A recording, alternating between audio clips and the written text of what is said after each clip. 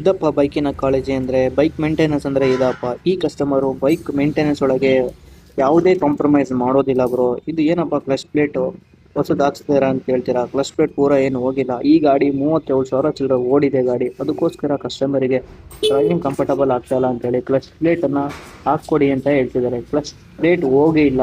ಗಾಡಿ ಓಡ್ಸೋಕ್ಕಂತೂ ತುಂಬ ಚೆನ್ನಾಗಿದೆ, ಏನೇ ಪ್ರಾಬ್ಲಮ್ ಇಲ್ಲ. ಹಂಗಾದ್ರೂ ಕಸ್ಟಮರ್ ಅನ್ನೋದು ಬ್ರೇಕ್ ಕ್ಲಚ್ ಪ್ಲೇಟ್ ಅನ್ನೋದು ರಿಪ್ಲೇಸನ್ನು ಮಾಡ್ಕೊತಾರೆ. ಅಸೆಂಬ್ಲಿ ಆಗ್ತಿಲ್ಲ, ಓನ್ಲಿ ಫಾರ್ ಕ್ಲಚ್ ಪ್ಲೇಟನ್ನು ಹಾಕ್ತಿದ್ದೀವಿ. ಹಲೋ ಇರೋ ನಮಸ್ಕಾರ. ಇವತ್ತೊಂದು royal Enfield small and 4 lane ಜೊತೆ ಗಾಡಿ ಬಂದಿತ್ತು. ಈ ಗಾಡಿ ಒಳಗೆ ಕ್ಲಚ್ ಪ್ಲೇಟ್ ಅನ್ನೋದು ರಿಮೂವ್ ಮಾಡ್ತಾ ಇದ್ದೀವಿ. ಈ ವಿಡಿಯೋ ಒಳಗೆ ಏನಾರು ಸಣ್ಣ ಪುಟ್ಟ ಇನ್ಫಾರ್ಮೇಷನ್ ಸಿಕ್ಕಿದ್ರೆ ನಮ್ಮ ಪೇಜಿಗೆ ಫಾಲೋ ಮಾಡಿದ್ರೆ ಮರಿಬೇಡಿದ್ರು. ಸ್ವಲ್ಪ ಏನಾರ ಪಿಕಪ್ ಏನಾರ ಡೌನ್ ಆದರೆ ಇಮಿಡಿಯೇಟ್ಲಿ ಕ್ಲಚ್ ಪ್ಲೇಟನ್ನು ಹಾಕ್ಕೊಳ್ಳಿ. ಇಲ್ಲ ಅಂದರೆ ಪೂರ ಝೀರೋ ಆಗೋರಿಗೂ ಓಡಿಸಿದ್ರೆ ಕ್ಲಚ್ ಅಸೆಂಬ್ಲಿನೇ ಹೋಗ್ಬಿಡುತ್ತೆ. ಇನ್ ಕೇಸ್ ಒಂದು 30,000 40,000 50,000 ಕಿಲೋಮೀಟ್ರ್ ಓಡಿದ ಮೇಲೆ ಒಂದು ಟೈಮ್ ಕ್ಲಚ್ ಪ್ಲೇಟ್ ಬರೀ ಕ್ಲಚ್ ಪ್ಲೇಟ್ ಹಾಕ್ಸ್ಕೊಳ್ಳಿ. ಇಲ್ಲ ಅಂದರೆ ನಿಮ್ಮ ಕ್ಲಚ್ ಅಸೆಂಬ್ಲಿ ಹೋಗೋ ಚಾನ್ಸಸ್ ಇರುತ್ತೆ. ಅಷ್ಟು ಬೇಗ ಏನು ಕ್ಲಚ್ ಪ್ಲೇಟ್ ಹಾಳಾಗಲ್ಲ. ಪಿಕಪ್ ಅಪಾನ್ ಡ್ರೈವಿಂಗು ಡ್ರೈವರ್ ಮೇಲೆ ಡಿಪೆಂಡ್ ಇರುತ್ತೆ. ಕ್ಲಚ್ ಪ್ಲೇಟ್ ಎಷ್ಟು ಕಿಲೋಮೀಟ್ರಿಗೆ ಓಡಿಸ್ಬೇಕು ಅನ್ನೋದು 100ರಿಂದ 150 ಕಿಲೋಮೀಟ್ರಿಗೆ ಓಡಿಸ್ಬೋದು, 1 ಲಕ್ಷ ಗಟ್ಟಲೆ ಕಿಲೋಮೀಟ್ರ್ ಓಡಿಸ್ಬೋದು. Bye, see you next video ಸಿಗೋಣ.